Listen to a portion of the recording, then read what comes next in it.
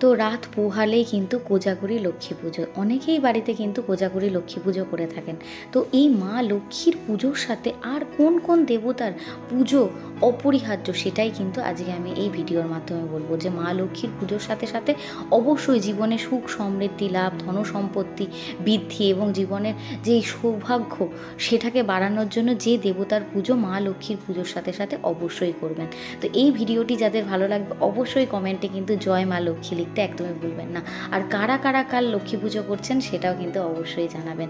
তো মা লক্ষ্মীর পুজো তো অবশ্যই করবেন, তার সাথে সাথে কিন্তু ভগবান গণেশের পুজো সবার প্রথম করবেন। কারণ ভগবান গণেশও কিন্তু আমাদের জীবনে সৌভাগ্য সমৃদ্ধি কিন্তু বয়ে আনেন, আর তাকে দিয়েই কিন্তু আমরা সব কিছু সূচনা করে থাকি। তো অবশ্যই মা লক্ষ্মীর পুজোর সাথে সাথে আপনারা ভগবান গণেশের পুজো করুন। আর তার সাথে সাথে অবশ্যই ভগবান নারায়ণ বা বিষ্ণুর পুজো করতে কিন্তু একদমই ভুলবেন না। বিষ্ণুকে অবশ্যই তুলসী পাতা প্রদান করবেন, মা লক্ষ্মীকে কিন্তু তুলসী পাতা প্রদান করা হয় না। অবশ্যই বিষ্ণুদেবকে তুলসী পাতা প্রদান করবেন, তার সাথে সাথে দই প্রদান করতে পারেন।